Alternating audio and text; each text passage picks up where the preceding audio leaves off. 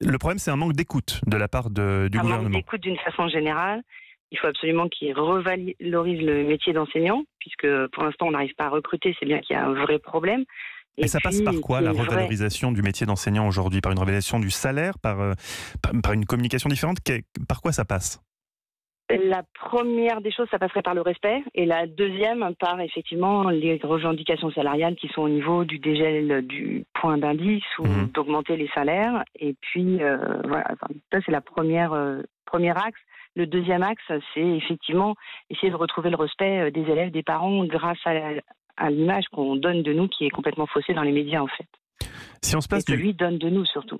Si on se place du point de vue des enfants, est-ce qu'ils sont accueillis dans des bonnes conditions aujourd'hui, ou est-ce que vous réclamez aussi des moyens pour eux, pour tout simplement... Est-ce qu'il y a, par exemple, on dit souvent qu'il y a trop d'enfants par classe encore aujourd'hui? Est-ce que ça fait partie des revendications des stylos rouges, ça, moins d'enfants par classe?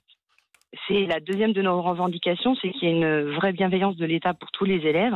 Actuellement, il y a beaucoup trop d'élèves dans certaines classes, pas dans toutes. Quand on est à Louis-le-Grand, on peut avoir 40 ou 45 élèves par classe.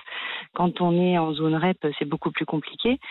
Le nombre d'élèves, moi j'ai 2 classes de terminale, une à 35, une à 18. Celle à 18, c'est évidemment des élèves un petit peu plus peut-être en difficulté au départ, mais les 2 cours sont complètement différents. On n'avance pas au même rythme, on peut approfondir beaucoup plus les choses.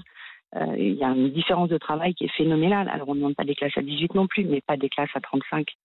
Est-ce que vous redoutez aussi parfois que certains élèves partent dans le privé? Il y en a beaucoup qui partent dans le privé. C'est quelque chose que vous constatez? Et actuellement, avec les lycées à la carte, c'est-à-dire que la nouvelle réforme qui va faire des lycées vraiment à la carte, on risque effectivement de voir de plus en plus d'élèves se diriger vers le privé pour pouvoir obtenir les spécialités qu'ils vont vouloir demander. Alors, à une époque, bon, ça remonte peut-être loin, malheureusement aujourd'hui, être prof, c'était assez valorisant, c'était un métier très, très recherché. Est-ce qu'aujourd'hui, vous conseillerez personnellement à un jeune de devenir prof?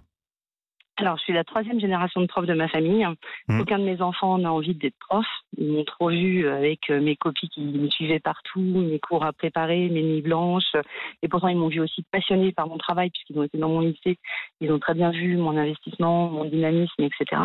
Et pourtant, ils n'ont pas envie de l'être. Et j'ai conseillé mon métier pendant des années. Et j'avoue que cette année-là, j'ai, pour la première fois, dit réfléchissez bien avant de devenir prof. Réfléchissez bien.